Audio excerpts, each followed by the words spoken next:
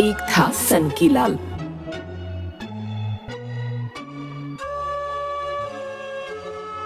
बड़ा बंगला और व्यापार उसे विरासत में मिले थे। धन संपत्ति की उसके पास कोई कमी नहीं थी, लेकिन उसकी सनक और अजीबोगरीब हरकतों के कारण कोई भी उसके साथ ज्यादा समय तक नहीं रह पाता। उसके घर में भी केवल वे ही नौकर टिक पाते थे जिन्हें उसकी आदत पता थी, बाकी आते जाते रहते थे। एक दिन वह एक व्यापारी को अपने घर खाने पर बुलाता है। उस व्यापारी को उसके सनकी मिजाज का पता नहीं था। सनकीलाल ने नौकरों को स्वादिष्ट खाना बनाने के लिए कहा। व्यापारी के आने पर, आओ आओ, मेरे घर में तुम्हारा स्वागत है। आपका बंगला बहुत बड़ा और सुंदर है। दोनों सोफे पर बैठकर कई बातें करते हैं। मालिक, खाना तैयार है। चलो पहले खाना खा लेते हैं, उसके बाद मैं तुम्हें अपना पूरा बंगला दिखाऊंगा। खाने की मेज स्वादिष्ट व्यंजनों से भरी थी। नौकर खाना परोसता है। वाह, ये पुलाव तो बहुत स्वादिष्ट है। सनकीलाल जी, आप क्यों नहीं खा रहे? हाँ हाँ, क्यों नहीं। वह एक चम्मच में पुलाव लेकर अपनी नाक के पास ले जाकर आंख बंद करके उसकी खुशबू सूंघकर उसे दूसरी खाली प्लेट में फेंक देता है। वह ऐसा कई बार करता है। अब ये आप क्या कर रहे हैं? पुलाव खाने की बजाय सूंघ क्यों रहे हैं? जनाब, मेरा पेट तो सुनकर ही भर जाता है। वह जोर से डकार लेता है और पेट पर हाथ फेरता है। अजीब आदमी है, भला खाने की खुशबू से किसका पेट भरता है? पूरा पुलाव फेंक दिया। पेट पूरा भर गया है, चलो थोड़ा घूम आते हैं। वह व्यापारी को अपना बंगला दिखाकर बगीचे में ले जाता है। आहा, मौसम कितना सुहावना हो गया है। तभी अचानक सनकीलाल जोर से चिल्लाता है। अरे कहाँ मर गए सारे, जल्दी आओ। दो नौकर भाग कर आते हैं। इतनी देर क्यों लगा दी आने में? कब से बुला रहा हूँ। मालिक, मैं सफाई कर रहा था। मालिक, मैं रसोई में था। वो देखो उस तितली को, कब से फूलों का रस चूस रही है? जाओ उसे अभी पकड़ कर लाओ। दोनों नौकर एक दूसरे को देखते हैं। अब देख क्या रहे हो, पकड़ो उसे। अगर 5 मिनट में तुम ये तितली नहीं पकड़ पाए तो तुम्हें पूरी रात यहाँ मच्छरों का मेहमान बनकर रहना पड़ेगा, समझ लो। दोनों नौकर तितली के पीछे भागते हैं, पर उसे पकड़ना तो दूर, छू भी नहीं पाते। वह एक फूल से दूसरे फूल पर झट से उड़ जाती। निकम्मो, 5 मिनट पूरे हो गए हैं? तुम दोनों बित्ते भर की तितली नहीं पकड़ पाए। हटो, मैं पकड़ता हूँ, छोड़ो। सनकीलाल तितली को पकड़ने उसके पास जाता है तो वह उड़कर दूसरे फूल पर पहुंच जाती है। वह वहां जाता है तो वह फिर उड़ जाती है और इस चक्कर में सनकीलाल फूलों की क्यारियों पर धड़ाम से गिर जाता है। अरे ये क्या हो गया? सनकीलाल जी, आप बहुत अजीब इंसान हैं। कहकर चला जाता है। हाय, बड़ा दर्द है। डॉक्टर उसे एक इंजेक्शन लगाता है तो वह बहुत जोर से चिल्लाता है। हाय, एक तितली ने मेरा क्या हाल कर दिया। हड्डियां अकड़ गई हैं, हाथ पैरों और पीठ पर गर्म कपड़े से सिकाई करवा लीजिए और ये दवाइयां खाइए। दवाई? एक नौकर सनकीलाल की पीठ की सिकाई करता है। अरे धीरे कर, चलाएगा क्या? वह धीरे करने लगता है। इतना धीरे नहीं, थोड़ा तेज। बेचारा नौकर कभी धीरे कभी तेज करने लगा। क्या कर रहे हो? तुमने मेरा दर्द और बढ़ा दिया। आई, जाओ यहाँ से, किसी और को तो भेजो। दूसरा नौकर सिकाई करने लगता है। पूरा हाथ जला दिया।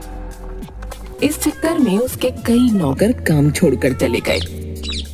ठीक होने पर वह नए नौकरों को रखने के लिए कई आदमियों का इंटरव्यू लेता है। ये तुम्हारे हाथ को क्या हुआ है? जल गया था, उसी का निशान है। इसका मतलब तुम रसोई का काम नहीं कर सकते, तुम जा सकते हो।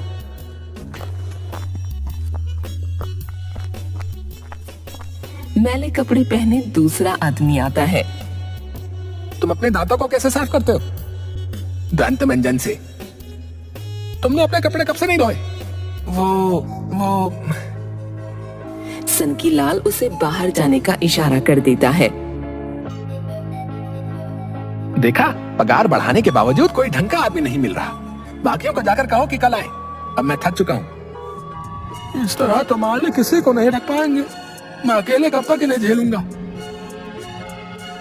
बाहर जाकर वह सबको कल आने के लिए कहता है। तभी एक पतला दुबला आदमी उसके पास आता है। भाई, मुझे काम की सख्त जरूरत है। बाल बच्चों वाला आदमी हूँ, तुम कुछ मदद कर दो। जब मालिक तुमसे कुछ पूछे कोई जवाब मत देना। चाहे दिन को रात कहे या सूरज को चांद, चुपचाप हाँ में हाँ मिलाते रहना। जवाब देने वालों को वो काम पर नहीं रखते। अगले दिन। तुम पहले कहाँ काम करते थे? एक सेठ के यहाँ। तुम अपनी ये चप्पल कब से इस्तेमाल कर रहे हो? आदमी चुप रहता है। तुम दिन में कितनी बार नहाते हो? मुझे गूंगा आदमी नहीं चाहिए, जाओ यहाँ से। मुझे काम की बहुत जरूरत है। आप जो कहेंगे मैं करने के लिए तैयार हूँ। मोती को लेकर आओ। नौकर मोती को लाता है। देखो, आजकल मेरे बंगले की चौकीदारी ये कर रहा है। अगर तुम दौड़ में से हरा दो तो वो काम तुम्हें मिल सकता है। आदमी हैरान होकर देखता रह जाता है। क्या हुआ? जी मैं तैयार हूँ, पर तैयारी के लिए कुछ दिन दीजिए। 10 दिन। 10 दिन बाद मोती और आदमी की दौड़ प्रतियोगिता होती है। ये मरियल सा आदमी चौकीदार तो क्या सब्जी तक नहीं काट सकता। तुम तैयार हो? आदमी हाँ में सिर हिलाता है। नौकर एक कपड़ा नीचे करता है। मोती और आदमी दोनों दौड़ने लगते हैं। कुत्ता तेजी से दौड़ता है। आदमी कुछ पीछे रह जाता है। वह पेड़ पकड़कर आगे की ओर झुककर पूरी ताकत से तेज भागने लगता है। दौड़ते हुए कुत्ते से आगे निकलकर कभी दाएं तो कभी बाएं होने लगा, ताकि कुत्ता उससे आगे न निकल सके। कुत्ते को गुस्सा आ जाता है और वह आदमी के बिल्कुल पास पहुंचकर उसे सूंघने लगता है और फिर जोर से भौंकते हुए उसकी तरफ उछलने लगा। तभी अचानक आदमी अपनी जेब से एक बोटी निकालकर कुत्ते की ओर फेंक देता है। बोटी देखकर कुत्ते के मुंह से लार टपकने लगी और यहाँ वहाँ देखकर पूंछ हिलाते हुए उसे खाने के लिए वहीं बैठ जाता है और आदमी तेज दौड़कर प्रतियोगिता जीत जाता है। ये मोती किसी काम का नहीं। एक मरियल से आदमी को नहीं हरा पाया तो चौकीदारी क्या खाक करेगा? इसे किसी जंगल में छोड़ाओ। कुत्ता सनकीलाल के पास जाकर जोर से भौंकने लगता है। मालिक, मैंने दौड़ में मोती को हरा दिया। तुम धोखे से जीते हो। तुमने मोती को हराया नहीं, बल्कि बोटी फेंककर उस बेचारे को लालच में फंसा दिया। तो मोती की भी गलती है। वो बोटी देखकर सब भूल गया। आप सोचिए, अगर कभी कोई चोर इसे कोई बोटी या कुछ खाने को दे दे तो ये क्या चौकीदारी करेगा? चलो चलो, तुम जाओ यहाँ से। बड़े चालाक हो। मालिक को क्या बुद्धू समझा है? मैं क्यों बुद्धू समझूंगा? बुद्धू को बुद्धू नहीं तो और क्या समझोगे? तुम निकलो यहाँ से। आदमी समझ गया कि वह उसे नौकरी नहीं देने वाला। धोखा तो आपने भी किया है। मैंने कौन सा धोखा किया है? आप इंसान और जानवर को एक समान कैसे समझ सकते हैं? दोनों अलग अलग तरह के प्राणी हैं। क्या मोती वो कर पाया जो मैंने किया? तुम्हें काम चाहिए ना, तो मेरे एक सवाल का जवाब ठीक ठीक दो। ये आसमान कितना बड़ा है? आदमी सोचने लगता है। बता बता। आसमान उत्तर से दक्षिण, पूरब से पश्चिम जितना बड़ा है। सनकीलाल को जवाब समझ नहीं आया। फिर वह अपने नौकर की ओर देखता है। वह हंस रहा था।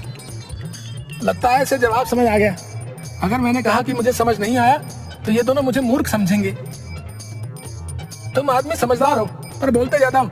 मुझे जवाब देने वाले लोग बिल्कुल पसंद नहीं। तुम कल से मुंह बंद करके काम पर आ जाना, ठीक है? सुनकर आदमी खुश हो जाता है।